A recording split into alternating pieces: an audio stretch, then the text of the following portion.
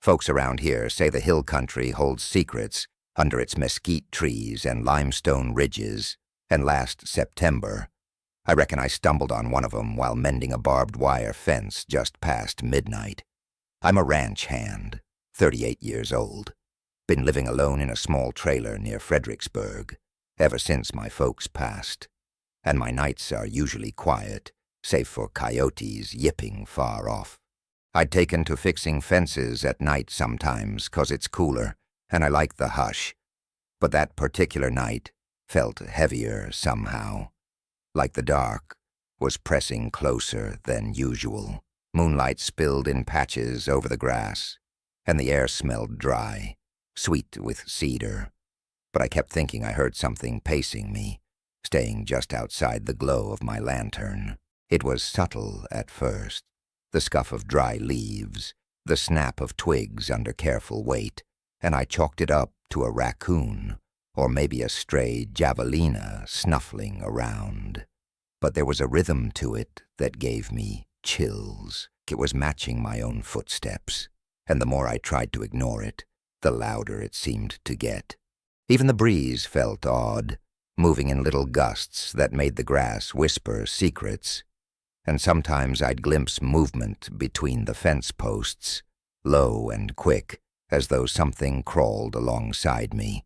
I tried whistling a tune to settle my nerves, thinking I was just spooking myself, but the footsteps matched my pauses, almost like whoever, or whatever it was, didn't want me knowing it was there. I worked my way along the fence line, hammering staples into posts, the rhythm echoing sharp in the stillness. But the silence between each strike felt thick enough to choke on. I kept telling myself the hill country's full of critters and shadows play tricks. But the lantern flame flickered as if in a breeze I couldn't feel, and that's when the smell hit me, a sharp, musky odor that didn't belong. My granddad used to say a cougar's scent can hang in the air like copper, and for a second I convinced myself that's all it was.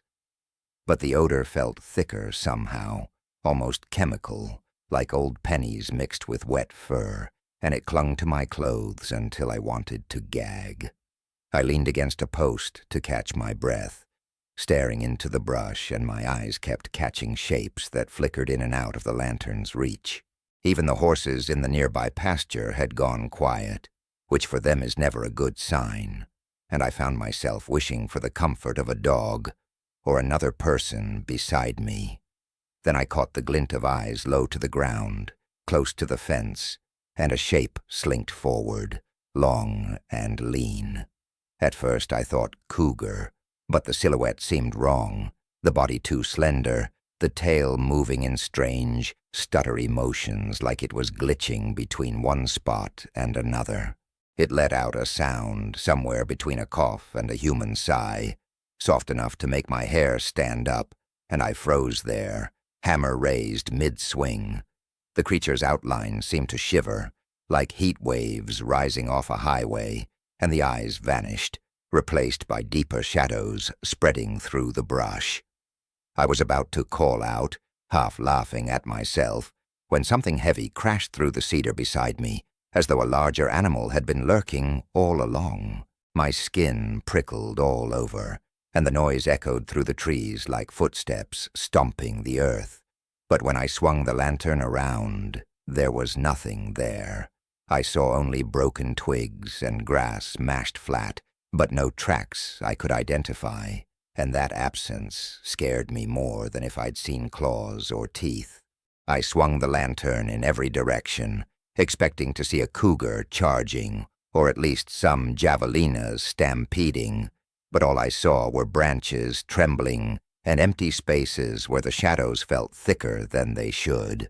My gut twisted with the sense that I wasn't supposed to be there, like I'd stepped into a place meant for something else entirely. I backed away slow, my boots scraping gravel, and tried convincing myself it was just a cougar, hunting something smaller, maybe an armadillo. But even as I turned for the truck, I kept feeling eyes on my back, like whatever it was had melted into the brush, watching me go. My chest felt tight, like I was carrying rocks inside my ribcage, and though I'm no coward, I felt real fear, the kind that keeps you silent even when you want to scream. When I got to my truck, I climbed in and locked the doors, though I knew damn well no cougar could open 'em. Still, I sat there a good 10 minutes, just breathing and listening before daring to drive away. By the time I got the fence finished a few days later, I'd decided it was a cougar making those noises, though the second look I took still haunts me. The cougar was gone, the shadows had spread, and the sounds in the brush grew louder until I couldn't stand it, and left. I keep telling myself it was only an animal, but every time I pass that stretch of fence now, I slow my truck and look into the trees, half expecting those eyes to blink back at me. Sometimes I swear I hear that low, sighing sound floating through the mesquite, like the hills themselves are breathing. Anyway, let's go to the next one. It was late spring, and I was driving home from a buddy's place near Kerrville, after helping him brand some calves, dust still clinging to my jeans and the smell of burnt hair from the branding irons lingering in my nostrils. I'm 51, been ranching most of my life, widowed a few years now, and I tend to keep busy so I don't dwell too long on the quiet that fills the house these days. The night was warm, full of cricket song and the sweet scent of blooming huizache, and I remember thinking how peaceful the hill country felt under a pale half-moon. I was rolling slow along an old ranch road I've driven 1,000 times, with the windows down and the radio low, just trying to enjoy the cool breeze before summer heat hit in earnest. About halfway home, I noticed how the air seemed to shift, getting suddenly chilly as if a front had rolled in, and the hairs on my arms stood straight up without warning. The cicadas, loud as rattles a moment before, fell dead quiet all at once, which in my experience usually means a predator's nearby, or something worse. I eased off the gas and scanned the brush lining both sides of the road, expecting maybe a hog or a deer about to dash out. But the shadows felt different that night. Thicker somehow, and shapes seemed to dart between the cedar trunks faster than my eyes could follow. My truck's headlights caught flickers of movement, but I couldn't lock onto anything solid enough to name. It reminded me of stories my father used to tell about strange animals moving like smoke along the canyons, things folks always chalked up to old legends after a few drinks. The idea made me chuckle, but my chest felt tight all the same. Then, as I rounded a bend, I nearly slammed on the brakes when a huge black shape bounded across the road, low to the ground, and fast enough to look like a living shadow. Dust flew up in its wake, sparkling in the headlights like silver dust, and I sat there gripping the wheel, my pulse thudding in my temples. I jumped out, more out of instinct than good sense, and shone my flashlight into the brush where the creature had vanished. At first all I saw were cedar branches trembling and a few rocks still rolling down the slope, but then 2 eyes glowed back at me, bright orange, like coals in a barbecue pit. They were set low and far apart, way wider than any mountain lion I'd ever seen, and the body behind them seemed elongated, almost serpentine, though every time I focused, it seemed to ripple and shorten like it couldn't decide what shape to keep. It let out a deep growl that rumbled in my chest, but it wasn't like a big cat or a hog. It sounded weirdly hollow, like wind howling through a cave. The smell that hit me was sharp and gamey, somewhere between wet fur and bitter herbs, and it seemed to pour out of the creature in waves. I took a step closer, squinting into the darkness, convinced I'd find claws and fangs, and finally identify the thing. But the eyes blinked out, and the shape seemed to melt into the shadows like ink in water. I stood there a long moment, heart hammering, trying to decide if I'd imagined the whole thing, but the hush of the night felt like it was waiting for me to move. I called out, my voice sounding small in the hush, and part of me hoped I'd see a cougar slink out, or even a big feral hog crash through, something I could explain. But all that came back was the sound of wind rustling dry grass, and though I listened hard, I couldn't hear footsteps moving away. When I finally climbed back into my truck, my hands were trembling so bad I nearly dropped the keys. I kept my headlights sweeping the roadside for the next mile, half expecting another flash of black fur or orange eyes. But the road lay empty and silent again, as though nothing had ever happened. In the daylight, I told myself it must have been a big cat acting strange, maybe sick or spooked, though the way it vanished still don't sit right with me. Sometimes, when I'm driving that same stretch at night, I slow down and look into the cedar shadows, remembering those eyes and the way the creature seemed to stretch and contract like smoke. I reckon I'll keep telling myself it was just an animal, but deep down, part of me still wonders if the old stories my dad told weren't so far-fetched after all. If you thought this was intense, wait until you hear the next story. It's unbelievable. Back in 2008, just outside of Bandera, I was working as a wildlife photographer, trying to get shots of white-tailed deer moving through the live oaks near an old dry creek bed. I'm 33 now, but back then I was in my early 20s, full of ambition, and living in the back of my pickup with my gear packed into plastic tubs. Those days were lonely in a way I sort of miss. Long hours waiting in silence, coffee from a thermos, and the thrill of catching a perfect shot when most folks were asleep. That particular evening, I'd hiked in before sunset and set up near a narrow game trail where I'd seen fresh tracks earlier that morning. The air smelled dusty and sweet from crushed wildflowers, and cicadas buzzed so loud it felt like my skull was rattling. By twilight, the woods went hush all at once, and that's the first thing that made me uneasy. The birds quit singing, and the breeze seemed to die, leaving only the sound of my own breath echoing in the hollow of my ears. I adjusted my telephoto lens and scanned the tree line, expecting a buck or maybe a coyote, but instead I glimpsed a pale shape weaving between the trunks, low to the ground, moving so smooth it almost looked like it was gliding. I squinted through my viewfinder, trying to focus, but the creature slipped behind a thicket before I could snap a frame. I kept telling myself it was a bobcat or a young mountain lion, but the way it moved made my skin crawl. I shifted my tripod, fighting the urge to pack up and leave, but curiosity got the better of me. The light was almost gone, turning the woods purple and silver, and shadows seemed to swim around my boots as I stepped off the trail.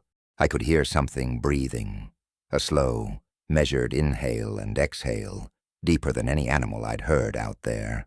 I crept forward, feeling leaves crunch under my boots, and suddenly the pale shape slipped out again, maybe 20 yards away, pausing just long enough for me to see the length of its body. It was about the size of a mountain lion, but skinnier, with fur so light it almost glowed in the dusk. Its eyes were huge and glassy, catching the last scraps of daylight and reflecting them back like mirrors. For a moment I truly believed I was staring at something supernatural, my mind throwing up images of ghost cats or skinwalkers, though I knew damn well those were just stories. It shifted its head in a jerky, unnatural way, then made this high-pitched noise, somewhere between a cat's yowl and a child's wail, which chilled me right down to my spine. I lifted my camera to take the shot, but the creature spun away, vanishing into the trees so fast I nearly dropped my gear. I tried to follow, crashing through the brush with my tripod banging my knees, but every time I thought I was closing in, the woods opened up into empty space. The breathing sounds grew louder, echoing from different directions like something circling me, though I never saw eyes again. At one point, I stumbled into a shallow creek, soaking my boots and sending minnows scattering, and when I looked back up, the shape was gone altogether. I waited a long time, scanning the trees with my flashlight, but it was just empty brush and dark trunks. The only thing left was the lingering smell, like sun-bleached bones and wet rocks.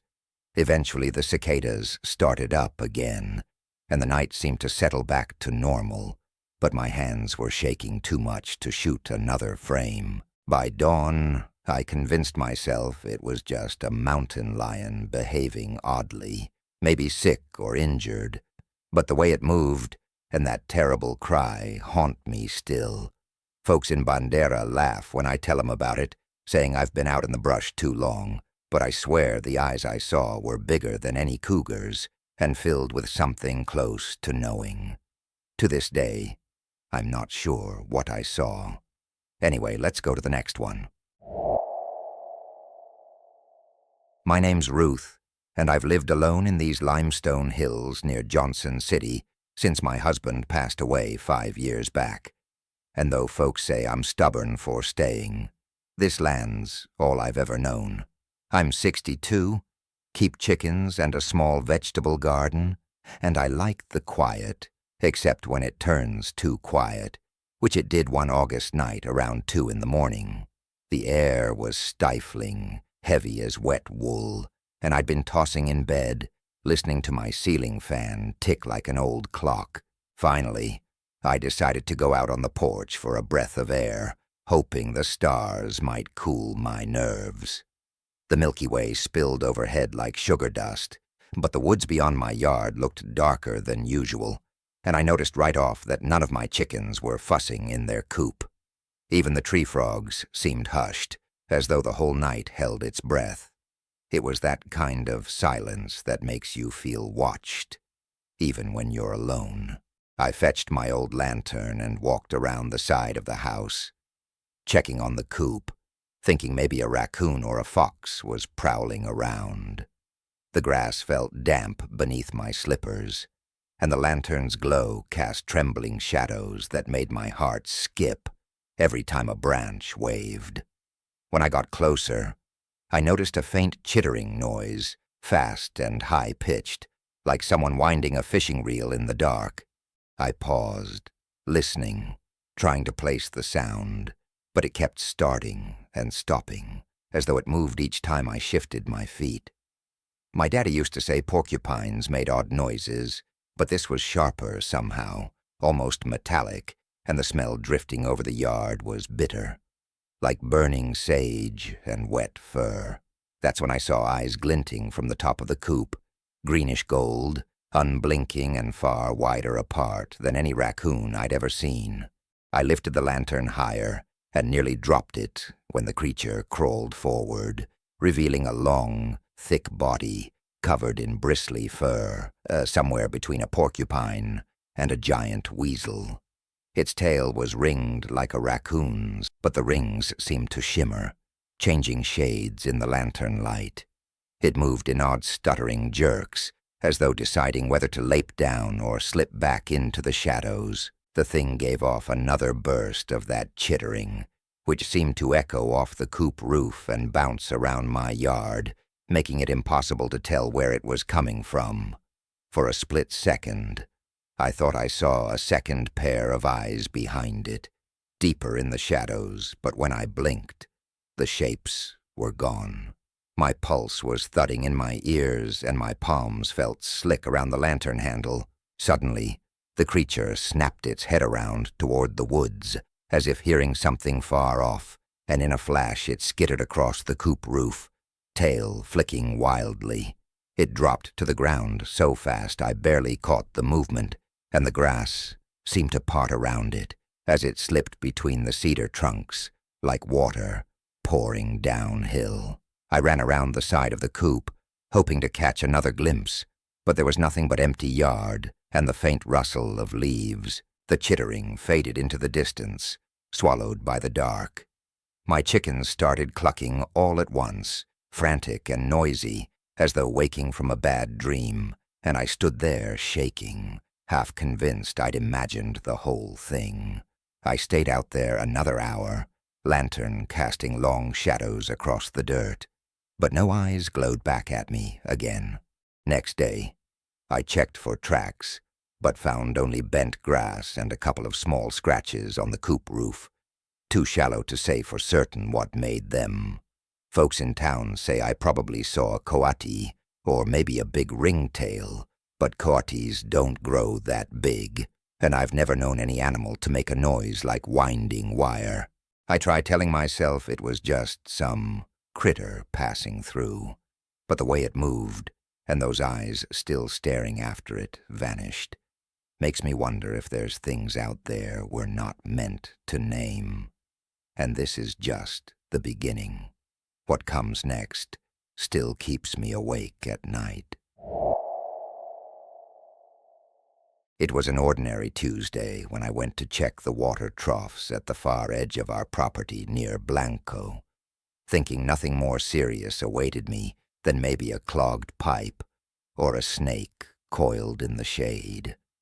I'm Cole, 27, grew up on this ranch, and lately I've been running the place on my own since my folks retired and moved closer to town. I've always loved working outside, even if it means long days and aching muscles, but that particular afternoon the sun hung low and mean, casting everything in harsh gold light that made the rocks and cedars look almost like burning coal. Dust hovered in the air, catching the sunlight, and sweat stung my eyes as I lugged my wrench and spare fittings out across the dry pasture. I remember thinking how quiet it felt for that time of day, not even a breeze rustling the brush, and it started to nag at me in the back of my mind. Birds should have been chirping, grasshoppers buzzing, but it was like the whole land had muted itself. I got to the trough and bent down to check the valves, when I heard this dry rattling sound from the brush, like gravel spilling slow through someone's fingers. I froze, thinking rattlesnake for sure, and reached for the piece of rebar I always keep tucked in my belt. But the rattling shifted pitch, turning into a low hiss that vibrated in my chest, almost musical in a weird way. I eased around the trough, searching the shadows beneath the low limbs of some scrubby cedar, and that's when I caught sight of a huge lizard crouched on a rock, its scales shimmering green and bronze in the sunlight. At first I thought it was just a Texas spiny lizard, but the damn thing was nearly 3 feet long, and its throat puffed in and out as it hissed, revealing a dark red pouch like a little flag. My gut told me to back off, but curiosity kept my boots planted right where they were. I inched closer, trying to see if it was hurt or tangled in something, when the lizard rose up on its hind legs, balancing like one of those frilled dragons you see in nature documentaries. It scurried a few steps sideways, then froze, head tilted like it was listening. Its eyes were round and dark, and they blinked not like a normal lizard, but slow and deliberate, giving me the strangest feeling that it understood I was there. Then it opened its mouth and let out a sound I can only describe as a short bark, sharp and hollow, echoing off the rocks around us. The sound bounced back, creating weird overlapping echoes, and I felt my skin prickle all over. The creature dropped back onto all fours and rushed forward a few feet so quickly I stumbled backward, splashing my boots in the water pooled around the trough. When I regained my balance, the lizard was gone, vanished into a gap between 2 rocks, as if it had been sucked right into the earth. The brush around the spot still quivered, and I heard faint rustling deeper in the cedar thicket, but I couldn't see even a flash of green or bronze scales. I stood there a long time, feeling sweat trickle down my back and fighting the urge to laugh or curse out loud. The hissing sound kept coming and going, fading in and out like someone turning a dial on a radio, but nothing else showed itself. Eventually, I gathered my tools and backed away. glancing over my shoulder the whole time. By the time I reached the barn, the birds were singing again like nothing had ever happened, but I felt like I'd stepped out of one world and into another. I tried convincing myself it was just an unusually big lizard or some escaped exotic pet, though how it vanished so quick and made those sounds still rattles me. I've never seen one like it again, and I've lived out here my whole life. Now, whenever I'm working alone near those rocks, I keep a wary eye on the cracks between the stones, half expecting those dark eyes to blink back at me. Sometimes I swear I still hear that rattling hiss under the noise of the wind. Anyway, let's go to the next one. People in these parts believe the Pedernales River has a mind of its own, changing moods as quick as Texas weather, and one summer night 2 years ago, I came to believe they might be right. I'm Hector, 44. Run a small guide business taking folks kayaking and fishing along the river bends near Stonewall, and I've spent more nights than I can count sleeping under the stars, listening to owls and coyotes call across the water. That particular evening, I'd stayed out late, waiting for a client who never showed, and decided to paddle a short stretch on my own before heading back. The river was glassy, reflecting a sky heavy with stars, and the bank smelled sharp with river mud and blooming water willows. It's always peaceful out there at night, until it isn't. About halfway down a quiet bend, my paddle cut the silence like a blade, and I realized all the frogs and insects had gone dead silent. I eased the kayak closer to the shore, thinking maybe I'd disturbed a heron or a deer drinking at the edge, but instead I saw ripples moving against the current, strong enough to rock my boat. A shape slid under the surface, sleek and long, too big for a catfish, too fast for a snapping turtle, leaving a faint trail of bubbles in its wake. The hair on my arms stood up so fast it felt like fire ants crawling over me, and I held my paddle still, straining to hear anything over the gentle lap of water against plastic. Then a head broke the surface about 10 feet away, eyes shining pale yellow, narrow snout poking just above the water. My first thought was an otter, though it seemed too big by half, its back rolling out of the river like an alligator's, though we don't have gators this far inland. It stared at me without blinking, whiskers twitching, and let out this low, bubbling growl that I felt in my ribs as much as I heard. I wanted to believe it was just an otter making odd noises, but the creature's body stretched longer than any river otter I'd ever seen, and its fur looked slick and oily, almost bluish under the starlight. It dove suddenly, tail whipping the water so hard it sprayed my face, and my kayak rocked so violently I had to grab the sides to keep from tipping over. I spun in circles trying to see where it went, heart slamming like a hammer in my chest, but all that remained were widening rings on the surface.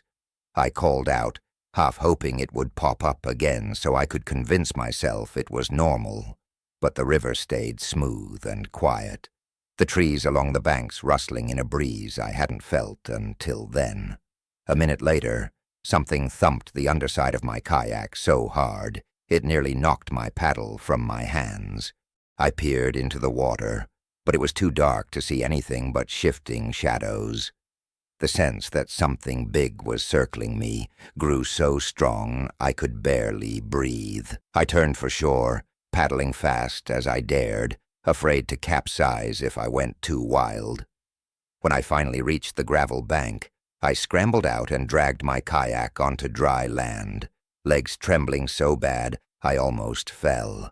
I stood there, dripping wet, staring at the black water, half expecting that narrow snout to rise up again. The frogs started croaking a few minutes later, as though someone had flipped a switch, and the night fell back into its usual rhythm, like nothing out of the ordinary had ever happened. I keep telling myself it was just an otter behaving strange, maybe sick or oversized, though I've spent my whole life on these rivers and never seen one grow that big or act that aggressive. Now, when I guide folks down that stretch of the Pedernales, I keep my eyes sharp for ripples against the current, and some nights I think I hear that low, bubbling growl drifting over the water. Sometimes I wonder if the river itself doesn't shape the things living in it, making them into secrets it's not ready to share. If you liked this, stick around. The next tale is even wilder. Last winter, up in the limestone hills outside of Leakey, I was clearing cedar brush for firewood when I found myself tangled up in something I still can't fully explain. I'm Jimmy, 36, been working as a hunting guide and part-time handyman ever since I dropped out of college, and truth be told, I've never felt right unless I'm outdoors with dirt on my boots. The morning started normal enough, frost silvering the grass, my breath puffing out in little clouds, and the scent of cedar sharp enough to sting my nose. I'd driven my old truck up a ridge where the trees grow thickest, hoping to get a few loads of wood to split before lunch. The chainsaw was roaring, wood chips flying everywhere, when suddenly the machine sputtered and died, leaving a silence so heavy it felt like someone dropped a quilt over the whole ridge. Not even the usual drip of melting frost from the branches made a sound, and it was so quiet I could hear my own heartbeat thumping in my ears. I figured I'd fouled the spark plug, so I set the saw aside and knelt to check it. But as I bent over, I felt this odd vibration under my knees, like the earth itself was trembling. I straightened up fast, scanning the brush, and caught sight of movement low to the ground, something big and white, slipping between the cedar trunks, way too bulky for a deer, but moving faster than any hog I'd ever seen. The creature's shape was blurry, almost as if the air around it was bending, and the pale fur seemed to shimmer with a faint yellow glow. My gut clenched, and I just stood there gripping my saw, unable to decide if I should shout, run, or stay stock still. I tried convincing myself it was just a goat from someone's ranch, but no goat ever moved that quick or silent. Then it stopped right at the edge of a clearing, turning its head toward me so I saw its face. And for a moment my brain refused to process what I was looking at. It was a giant porcupine, at least that's what it resembled, with spines long and fine, like quills of glass catching the winter sunlight. Its eyes were black as oil, but the skin around them shimmered pale gold, and the creature let out a rattling hiss that sounded almost metallic, like a snare drum buzzing under someone's breath. The sight of those quills, shifting and vibrating, made my stomach lurch, because they seemed to hum with a faint electric charge that prickled my skin, even from 20 feet away. I raised my hands, trying to calm it, though I'm not sure why, and the creature tilted its head, the way a dog does when it's trying to understand words. Then, just as sudden, it dropped onto all fours and darted off into the brush, so fast the branches barely moved, leaving only a faint rattling sound behind. I stood there a while, every nerve on fire, listening for more movement, but hearing only the wind starting up again through the cedar needles. When I finally picked up my saw, I found my hands were trembling too bad to pull the starter cord. So I slung it into the truck bed and drove straight home without finishing my load of wood. The whole way back down the ridge, I kept glancing into the trees, half expecting that pale shape to burst out and block the road. Back at my place, I sat on the tailgate for over an hour, replaying it all in my head, wondering if exhaustion and cold air had messed with my senses. By the next day, I told myself it must have been an albino porcupine or some exotic critter, escaped from a private ranch, though I'd never heard of one big enough to stand nearly waist-high or glow in the sun. Still, I don't go up that ridge without a dog anymore, and every time the wind rattles dry cedar branches, I swear I hear that metallic hiss drifting through the trees. Back in 2015, during a blazing July heat wave, I was working the night shift as a security guard at one of those sprawling private ranches near Marble Falls, the kind owned by folks who only visit a few weekends out of the year. I'm Travis, 41 now, divorced, trying to piece my life back together one paycheck at a time, and those quiet shifts alone out in the Texas dark always gave me time to think. That particular night, the air felt so hot and heavy it was like breathing through wet wool, and the sky was stained a dull orange from distant lightning flickering over the horizon. My patrol route wound along gravel roads, lined with live oaks and prickly pear, and even the usual chorus of crickets seemed sluggish in the heat. I'd stopped my truck near a stretch of fence that backed up against a dry creek bed, just to drink some water and stretch my legs, when I noticed the smell. Sharp, tangy, almost like copper mixed with wet hay. I stood still, trying to place it, thinking maybe a deer had died nearby, or a hog had been rooting around. But then I heard something move through the dry grass with a slow, deliberate pace that raised the hair on my arms. The footsteps weren't the scurry of an armadillo or the quiet glide of a snake. They were heavy, crunching the gravel as though something with real weight was circling me just beyond the reach of my flashlight. I called out, figuring maybe it was a stray cow from one of the neighboring ranches. But there was no reply, just that steady crunch-crunch in the brush. My hand was tight around my maglite, and I felt the sweat running down my spine under my uniform shirt, soaking the fabric so bad it clung to my skin. Then I finally caught sight of it. A massive owl, bigger than any I'd ever seen, swooped low over the fence and landed on a mesquite branch about 10 yards from where I stood. Its wingspan looked easily 6 feet across, feathers mottled pale gray and rust, eyes burning orange-red in the beam of my flashlight. It sat there perfectly still except for its head, which rotated so smoothly it made my stomach churn, tilting first one way, then the other, like it was studying me from every angle. The size of it alone was enough to freeze me in place. Barn owls and great horned owls get big, sure, but this thing looked closer to an eagle, and its talons gripped the branch so hard the bark crackled. I tried to convince myself it was just a freakishly big owl, maybe a female swollen with the heat of summer, but something about its posture and those unblinking eyes made it feel more like it was weighing me up for something else.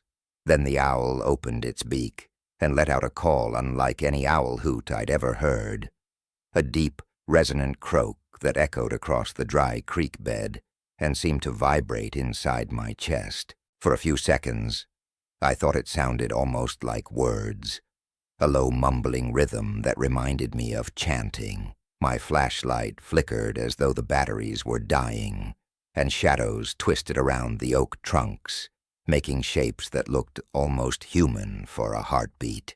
I stumbled backward, bumping into the hood of my truck, heart pounding so loud I couldn't hear the insects anymore. The owl dropped from the branch, wings beating so hard the wind staggered me, and it disappeared into the darkness beyond the fence, leaving only a few drifting feathers that shone white under my trembling light. By the time I got back in my truck, my shirt was plastered to my chest, and my hands were slick on the steering wheel. I drove the entire ranch perimeter twice that night, headlights sweeping the brush for any sign of huge wings or burning eyes. But I saw nothing else. In the days after, I tried convincing myself it was just a giant owl behaving strangely in the heat, though sometimes late at night. I remember that croaking chant and wonder if I heard more than an animal's call. Folks laugh when I tell them, say I was half asleep or let the heat get to me. But deep down, part of me thinks the hill country's full of creatures we barely know exist. If you've stuck with me through these stories, I want to say thank you. The Texas Hill Country's wild, beautiful, and sometimes downright mysterious, and sharing these tales means more than I can say. If you enjoyed this journey through strange encounters on hidden trails, don't forget to hit that subscribe button and stick around, because out here, there's always another story waiting just beyond the next bend.